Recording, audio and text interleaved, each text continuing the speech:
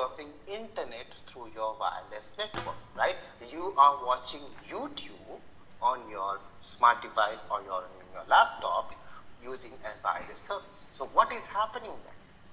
So your computer data, the digital data, zeros and ones are being converted into the radio waves and being sent into the open air space where your access point is taking that and providing you the access to the actual destination that you're trying to reach. Right? The process of converting your digital data into your respective radio waves, that process is called modulation. What is demodulation? Demodulation process of converting your radio waves into your actual digital data.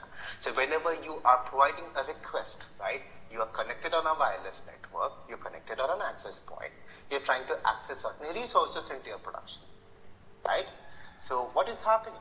You are putting a request, right, from your laptop, and your laptop, the digital data of zeros and ones that you're trying to access into your production network, they are being converted into radio waves and going towards your access points. Your access point is reading that and it is trying to fetch you the data towards the actual destination, right? That process is called modulation and demodulation. And way back in 1997, using IEEE 802.11, your IEEE used these modulation techniques, FHSS and DSSS. What is FHSS? Frequency hopping spread spectrum. DSSS stands for direct sequence spread spectrum, right? Do we need to know that? No. We cannot even understand what that is. We being the network engineer, network architects, whatever that is, we will not be able to understand how this was created. Because for us to understand how frequency hopping spread spectrum works, or direct sequence spread spectrum works, or by that mean, or any of the modulation techniques, we won't be able to understand any of the modulation techniques. Because for us to understand that, we really need to be good at maths. We need to be expert at physics, and we need to be really good at radio technology. ഒന്ന് ജിതേഷിനെ വിളിക്കാവോ? അല്ല അരവിന്ദനെ, ഞാനൊന്ന് ജിതേഷിനെ വിളിക്കാവോ? ഞാനൊന്ന് of, ഞാൻ അരവിന്ദനെ മതി, ഞാൻ നാട്ടിലിരുന്നേ. Then we'll be able to understand how this was created. Now we being the guys from the network domain, we do not have those. നിങ്ങൾ വിളിച്ചു നോക്കൂ, ആള് ഫോൺ എടുക്കുകയാണെങ്കിൽ ആളോട് ഒരു കാര്യം പറയണം, കണ്ടോൺമെന്റിലാണ് ചെയ്യേണ്ടത്, നാളത്തേക്ക് ചെയ്യാൻ പറ്റുക. പിന്നത്തെ കാര്യം സാധനങ്ങളൊക്കെ നമ്മൾ സോഫ്റ്റ്വെയറെല്ലാം ചെയ്തിട്ടുണ്ട്, ഇനി ജസ്റ്റ് എടുത്ത് വെക്കേണ്ടതുള്ളൂ. അപ്പം ഒരു പി സിക്ക് എത്ര വെച്ച് വരും? ടോട്ടൽ എത്ര ചാർജ് ചെയ്യുന്നുണ്ട്? നമ്മൾ ലാസ്റ്റ് തവണ ഒരു പി സി ചെയ്തതിന് 350 കൊടുത്തിരുന്നു. അപ്പം ഷെഫീഖേട്ടൻ പറഞ്ഞു എല്ലാം കൂടെ 500 രൂപ ചോദിക്കാൻ പറഞ്ഞു.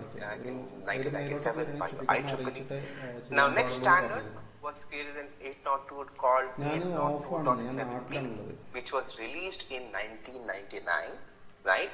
And they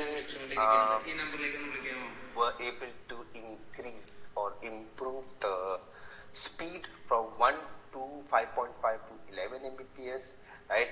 Again, they released it for 2.4 gigahertz frequency band. And there were not many other changes in their modulation techniques, right? The next standard is 802.11a, right? So these two standards were released at the same year, probably the difference of 6 months, right? The difference was 6 months, right? And the speed of 802.11a, if you observe, they were really able to improve the speeds.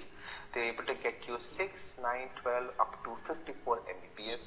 However, your IEEE 802.11a standard was released for your 5 gigahertz frequency band. And the modulation technique that they used was orthogonal frequency division multiplexing. Right? This is the modulation technique that they used in order to create this IEEE 802.11a standard for your 5 gigahertz frequency band, wherein which they were able to get you such good speeds. Right? Way back in 1999. However, you need to understand that commercially, this was a ആളെ വിളിച്ചപ്പോൾ 2-3 പ്രാവശ്യം phone എടുത്തിട്ടില്ല. ഈ Jason എന്ന് പറഞ്ഞ ആളെ. Because if you compare your IEEE 802.11a standard and these standards, the devices that were being manufactured in 1999 with IEEE 802.11a and IEEE 802.11b, the price difference of A was probably 10 times. So the people were not able to afford it, corporate networks were not able to afford it, right? So even though you've got speed, yeah, you're providing speed, but what is the point of that speed if I'm not able to afford it? Right, so it was coming to that point. Right, so yes, even though the wireless technology was really evolving, but commercially it was not a great. Commercially, it did not really hit the mark because it was very, very expensive. IEEE 802.11a standard devices were very expensive compared to your 802.11b devices. Now, next standard is 802.11g standard, which was released in 2003, right? And now, if you observe at the speed, this is a combination of your B and E, right? 1 to 5.5 in 11, and all 6, 9 up to 54 Mbps, right? So, in your 2003, what IEEE did is they created a IEEE 802.11g standard. What they did was they copied the orthogonal frequency division multiplexing. They copied the same modulation technique that they used for your IEEE 802.11a standard and pasted on your AG standard for your 2.4 gigahertz frequency band. Right? They use the same modulation technique, orthogonal frequency division multiplexing, wherein which they were able to really improve your 2.4 gigahertz frequency band speeds, right? Up to 54. But until now, please understand that until 2003 as well, wireless technology was not really a technology where the corporate networks could take a decision to have a redundant setup. It was an 802.11n in 2009 where the wireless technologies was really, really improved in the way in which the home users and corporate users could consider setting that up in your network, right? You can see the speeds that it went from 6.5 to 600 Mbps, right? Again, this is a theoretical number. The actual speed is only 300 Mbps, right? Again, that is based on how many antennas that you have. So what happens in your 802.11n? So based on how many antennas that you have, typically every access point will have got two integrated antennas, internal antennas, and each antenna will get you speeds up to 150 Mbps, right? Now, however, some of the access points comes with 3 integrated antennas, right? So if you add 3 150s, you get 450, right? And yes, this was released for both 2.4 gigahertz and 5 gigahertz frequency band, and it is this standard where the concept of channel bonding was introduced, right? And you have got these two very important techniques which we will be discussing in the further slides, which is MIMO, which stands for multiple input and multiple output. Because of this, add something called spatial streams. Using MIMO and spatial streams, the way in which you transmit your data in your wireless network has significantly improved. That is why you were able to get good speeds on your antenna, right? So we'll be understanding what is MIMO, we'll be understanding what is spatial streams in the further slides. But yes, you need to understand that because of these two techniques working together, you were able to really improve your speeds. Now next is your 802.11ac standard, which was released in 2003, and you can see that you can go up to 6.93 Gbps, right? Again, this is a theoretical number, right? The actual practical number is less, it's around 4.9 to 5 GB, something like that. Now in your 802.11 AC standard, right, they have got these two waves, wave 1 and wave 2. Wave 1 can go up to 3.5 Gbps of speed, and wave 2 can go up to 6.93 Gbps. Because in wave 1, using the multi-input and multi-output and concept of spatial streams, you were able to get up to 3.5 Gbps of speed. However, in wave 2, we have something called multi-user MIMO. Right? Something called multi-user MIMO. We'll be discussing that as well in the coming slides. Because of this, because of multi-user MIMO and spatial streams, multi-user MIMO is an evolution of your MIMO. Hello? Right? This was introduced in your wave 2. Right? Because of that, you are able to get to 6.93 Gbps. Right? And they were able to use certain modulation technique called 256 quadrature amplitude modulation. Right? Again, we can keep the knowledge of your modulation names, but trust me, we cannot go ahead and understand how that modulation works. Because in order to understand how that modulation works, we need to be really good at maths, we need to be expert in physics, and really good at radio technologies for us to understand how this works, engineered. Now, the standard is 802.11 standard, which was released in 2018. Right? This is by far the best standard made by IEEE. Is able to get you 4.8 Gbps for both 5 and 2.4 frequency band. Right? It is using something modulation technique called 1024 quadrature amplitude modulation. Right? And in this, we are using the multi-user MIMO and spatial stream for both 2.4 and 5 GHz frequency band. Right? So the beauty about 802.11ax is the way in which your antenna technology also has improved on your AX standard. Right? So eventually, today, you and me still are using certain devices which may not be that latest. Right? I'm using a laptop which is at least 4 years old. I'm having 3 years old phone. I've got a 4-year-old tablet. Right? So with these devices, my internal devices, my internal chipset on my devices do not support this 802.11ax standard. Right?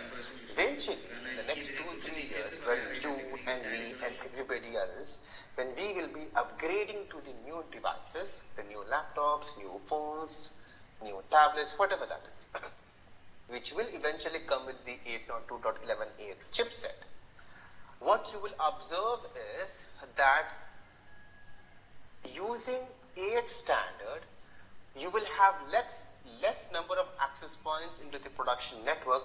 However, they will be able to still provide you that kind of, they will be able to provide you good service or really good service, gigabit of service to multiple clients at that time. Because when you talk about your 802.11ax standard, that each antenna in AX standard can communicate with 37 clients at a time. Can speak to 37 clients at a time. Right? So that is a really good significant improvement. You and me will really start appreciating the standard in the next 2-3 years. Right? Okay. The next is your 802.11h DFS and TPC. Now, what is DFS? DFS stands for Dynamic Frequency Selection, right? So, like I told you earlier, there are certain frequency band in your 5 GHz frequency band called UNII2 and UNII2E extended, where these are the frequency band which we do not use, which we typically do not use, right? Because that is a frequency band which is also shared by other entities such as weather communication devices, satellite communication devices, radar communication devices, and also military communication devices, right? So now these entities have the proper licenses in place in order to use their devices, right? Now, you and me, we do not require any license. We're using that frequency band for free. However, the regulatory body of our country, right? We may be sitting in India, we may be sitting in United States, doesn't matter. So the regulatory body dictates us that if you are using these frequency band, you must enable DFS. Now, what does your DFS does? Your DFS is a process in which you need to enable on your access point, where if your access point, if you have provisioned your access point in this frequency band UNII2 or UNII2E extended, they will be, these access points using the DFS, they will be detecting the signals or pulses or signatures from your airspace, right? If there are any other devices in this frequency band which are operating, right? That is the functionality of DFS. That is it, right? So let us assume this is what airspace, right? So these are certain devices. Now you may be living in a remote area, right? You may be living in a remote area, and you assuming that you are living in a remote area, there's nobody around, I will use this UNII2 and 2E extended, right? So you have set up this access point, right? Now it is propagating its WLAN signals, into the airspace everywhere, right? So you living in a rural area or in a remote area, you assume that there's nothing around. You know what? I'll just use this frequency band.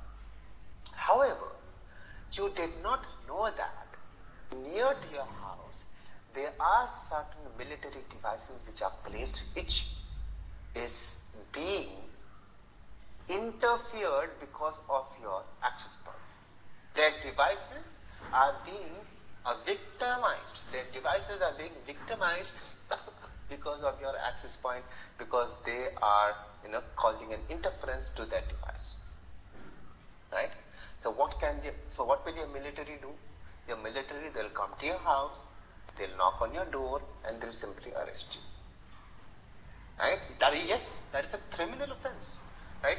You interfering with the military devices or weather communication devices or a satellite communication devices due to irresponsible configuration of the devices, that is a criminal offense, right?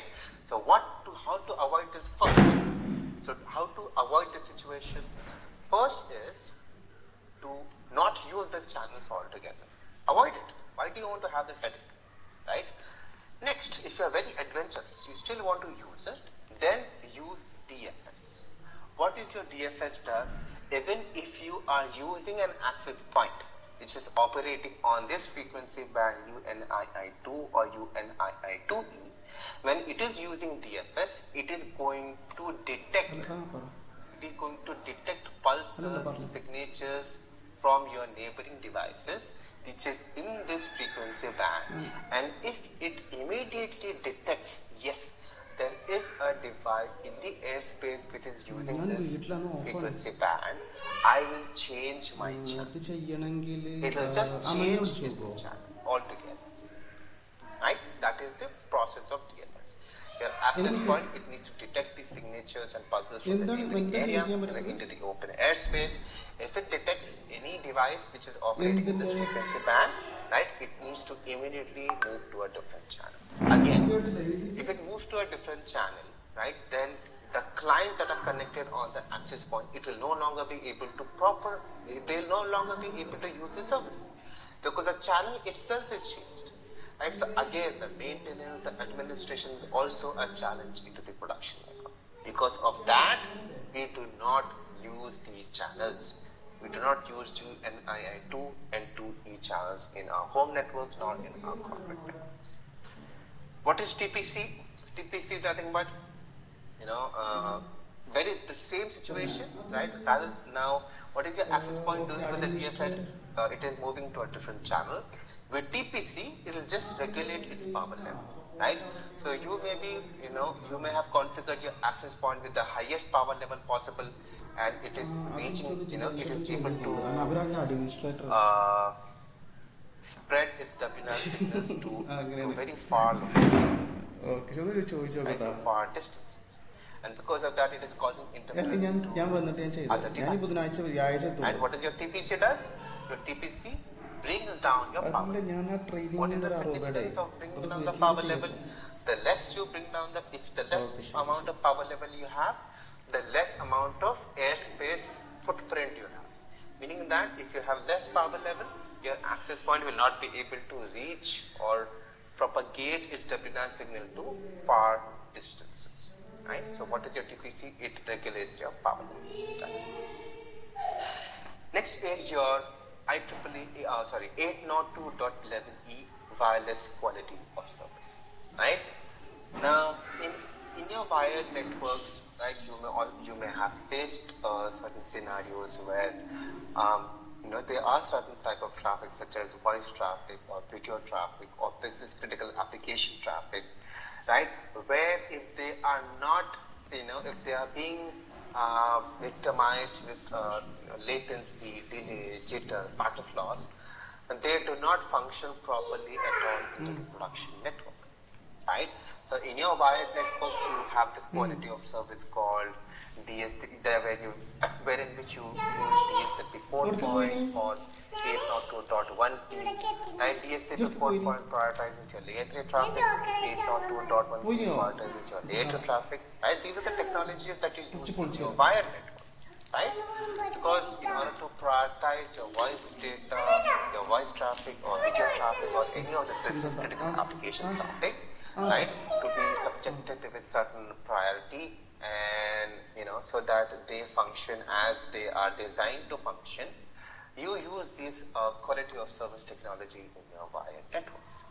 Similar to that, in your wireless networks, we have the same technology called IEEE 802.11e, where in order to provide a certain kind of prioritization for your voice traffic or a video traffic or a business critical application traffic, we use something called WMM, wireless multimedia, and this is the equivalent of DSCP or 802.1p in your wireless network.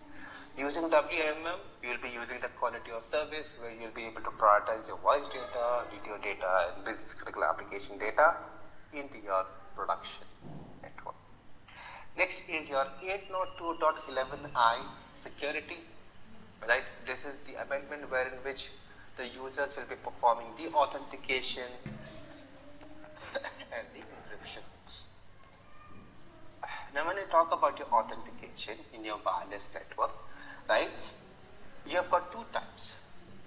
One is a passphrase, right? One single passphrase for all your production network users, right? Such as XYZ, ABC, 1, 2, 3, right? One single passphrase for all the users to connect to your production network. And this is the very commonly used in your home networks, right? However, in your production network, in your corporate networks, we do not use that. We use something called a radius authentication, where you will have a radius server, where the radius server will have its own database of all the corporate users into your production network. Let us assume you've got a user called Shoaib, so there's a user and this is his password, right? So this will be used, this information will be provided by your client to the radius server. Radius server will evaluate in its own database, and if the username and password is correct, then and only then the user will be granted access to the production network.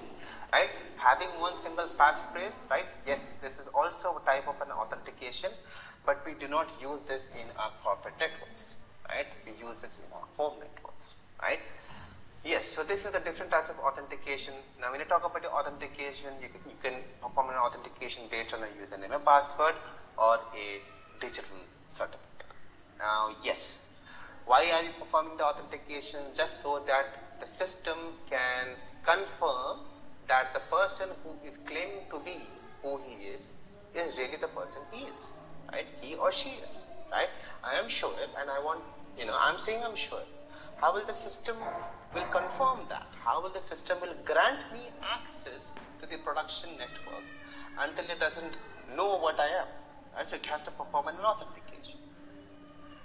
Now, in your wireless network, after the authentication, right, it can be authentication based on a passphrase, or it can be authentication based on a radio server, right? So after the authentication, right, after the successful authentication, the subsequent traffic coming from your client, right, this is Shoaib, right, he's trying to access the radio server, he's trying to access certain production network, right? So what happens first, he has to authenticate. Now after the authentication, whatever the traffic that this device is sending, and he's sending certain traffic such as A, B, C, 1, 2, 3, X, Y, Z, right? This is the data that this guy is sending, right? After a successful authentication, whatever data that this device sends, this subsequent data will also be encrypted using these techniques, right? Using TCIP or AES standard, right? So in your wireless network as well, you've got this authentication and your encryption standard that work together in a sequential fashion, right? So after an authentication, once you perform an authentication, when you talk about the authentication, you've got two types. One is passphrase, other is your radius server. You talk about your passphrase, you will have one single passphrase to connect to your production network, however that you use in your home networks. But when you talk about your corporate networks, you'll be using a radius server where you will have one centralized location with all the username and passwords with all your production network users. They have to perform authentication based on their username and password. After they do that, the subsequent traffic that they will be sending from their devices, their traffic will be encrypted using TCIP and CCMP. We do not use TCIP anymore, and this is the legacy standard, right? We use AES CCMP standard in your WPA2 standards. Right, so these are the standards which I was talking about. Right, so Wi-Fi Alliance has created these standards: WPA, WPA2, and WPA3. Right? Now this is WPA1, which we do not use anymore, unfortunately, because the hackers was able to break into the encryption technique of TCIP. Right? TCIP is the encryption standard which was used in your WPA1 certification. Right? So we do not use this anymore. Right? We use WPA2 and WPA3. Now what is this WPA2 and WPA3? This is a standard in which your device, your Samsung phone, your ThinkPad, your tablet, whatever that is, my Lenovo laptop, my Samsung phone, my Samsung tablet, right? So you will have a bunch of devices, I will have a bunch of devices. When we are connecting to a wireless network, we need to first perform the authentication, right? Now, authentication we can perform based on a username and password, or a digital certificate, or a passphrase, right?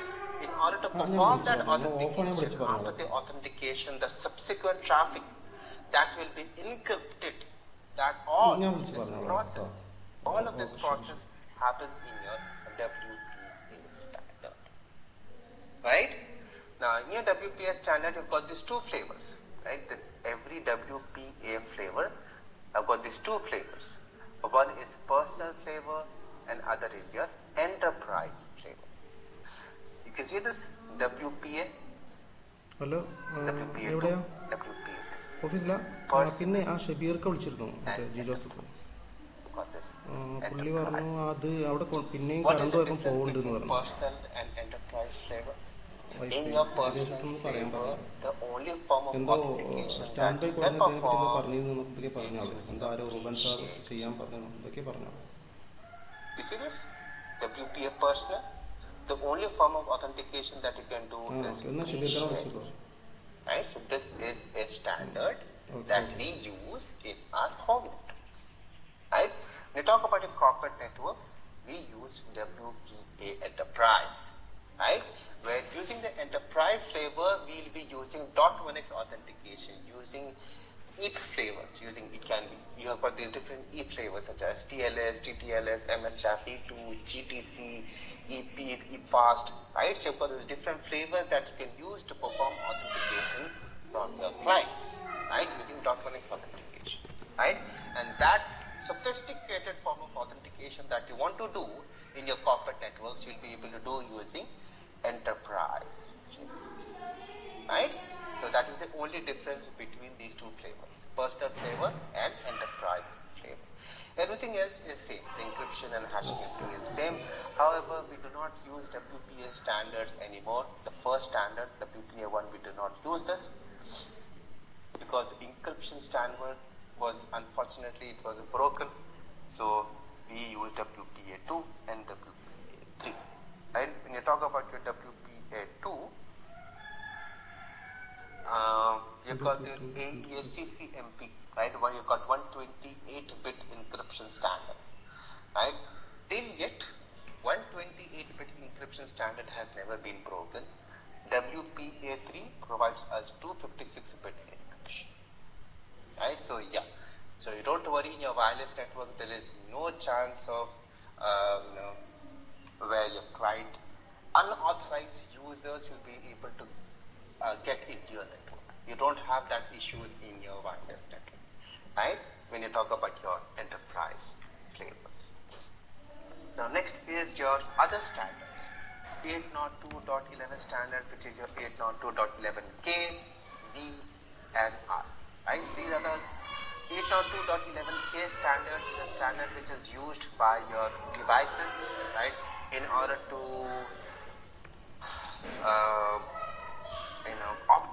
it creates an optimized list of channels, right? So you may be having a laptop and you may be going from data center to canteen, from canteen to some other hub location. So you may be roaming in your own campus. So while you are doing that, your device, how is he able to make a list of optimized channels or WLANs which is there in the airspace using 802.11k? So whenever it detects any WLAN into the open airspace, it will just find out the physical properties of it. It will showcase you in its own information using 802.11k standard. 802.11b standard is used by your access point to influence your clients to move from one access point to another access point, right? This is a very general standard which is used by your access point to influence your clients, right? Your access point may be, overloaded with many other clients, right? So your access point will influence, right, your client to move from one access point to another access point using 802.11b standard, right? So we'll discuss more about this on Wednesday, right? Because we have discussed about client match, and client match uses 802.11b standard. Next is your 802.11r standard. What is this? This is a roaming standard. Now, in order to understand this, we will take a small example. One is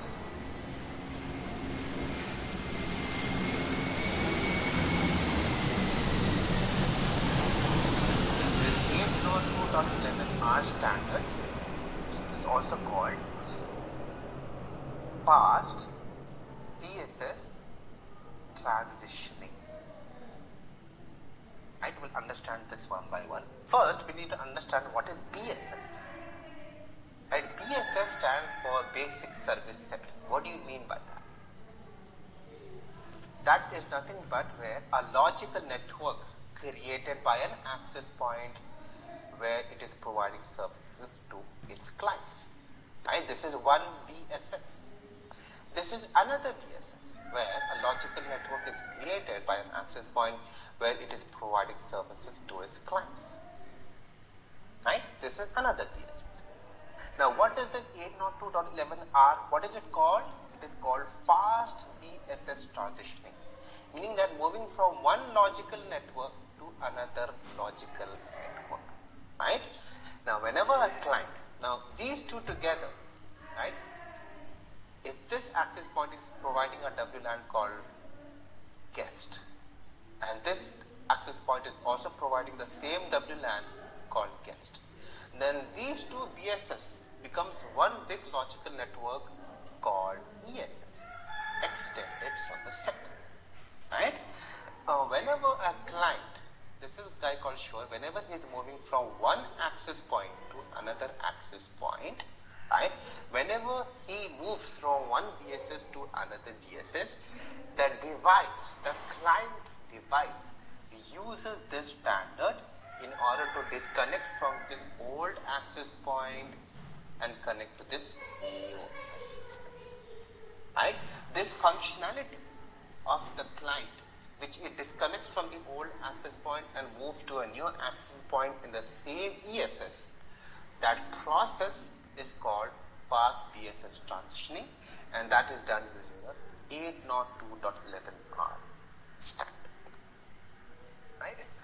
Now next is your 802.11 frame type. Now first is your management frames. Now what is your management frames? These are the frames which takes care of your clients entering and leaving the network. As simple as that. I don't want to use some fancy words. It is as simple as that.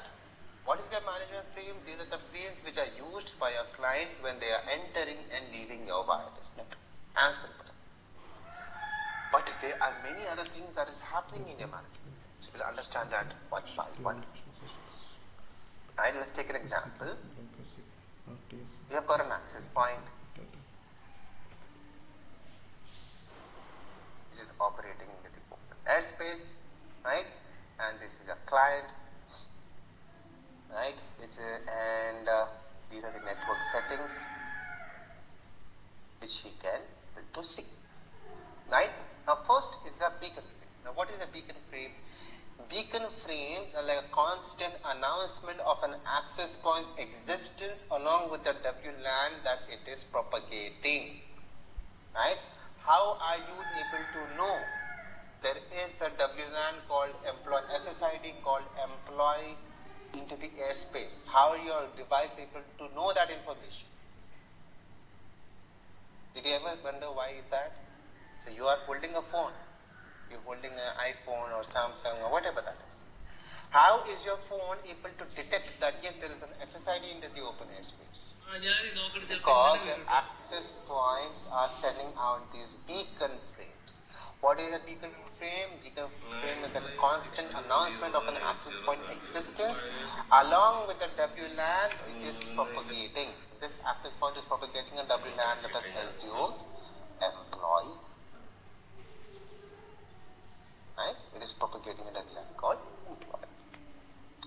Now, how will your client will be able to know that the access point will send out a beacon frame? With that, your client, when it opens the network settings, it will know that yes, employee WLAN is there into the open airspace. Now, next, what is a probe request and probe response? Now, before we understand that, what are the content of the beacon frames? The content of the beacon frames is typically the WLAN, the name of the WLAN, the access point name, what is the frequency band that you're using? Is it 2.4 gigahertz frequency band or a 5 gigahertz frequency band? Are you using channel 1 or channel 6, or is it channel 36 or channel 40, right? And what is the WPA standard that you are using? Are you using WPA 2, WPA 3, right? What is your speed?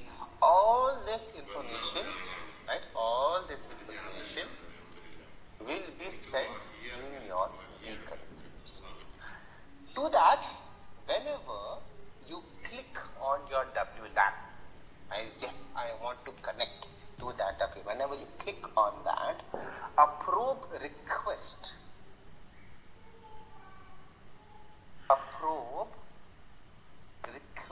frame will be sent from your client device to the access point.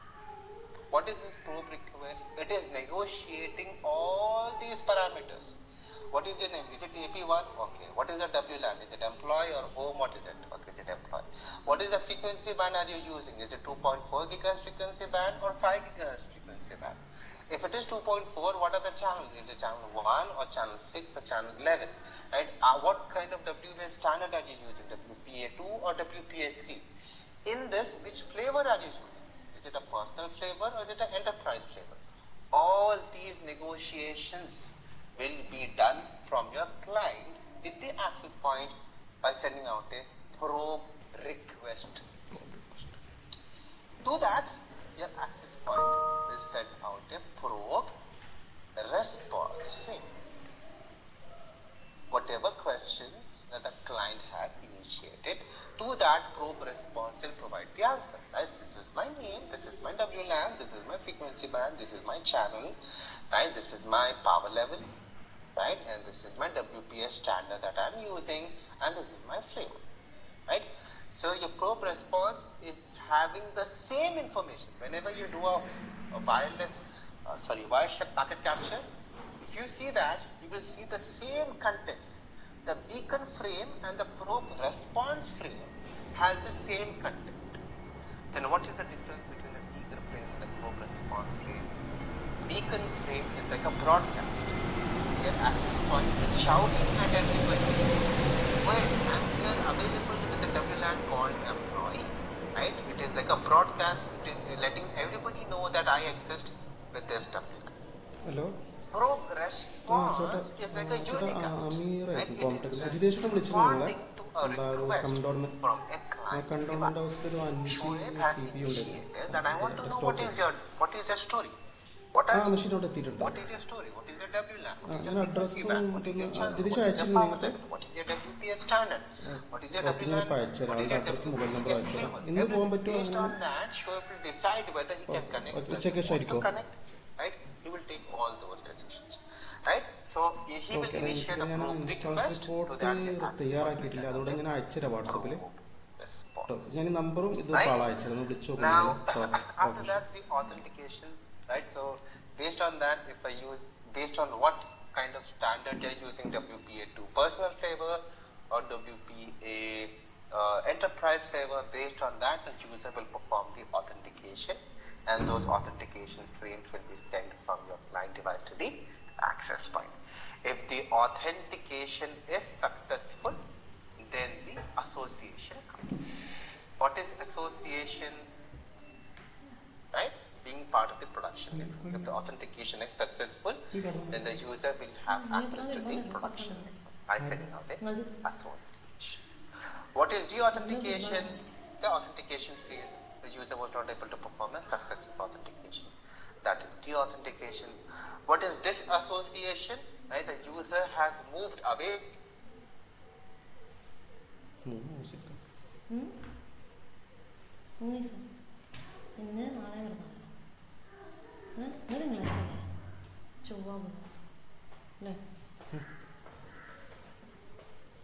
അത്രയും time ഇവിടെ നീച്ചാതിരിക്കണം.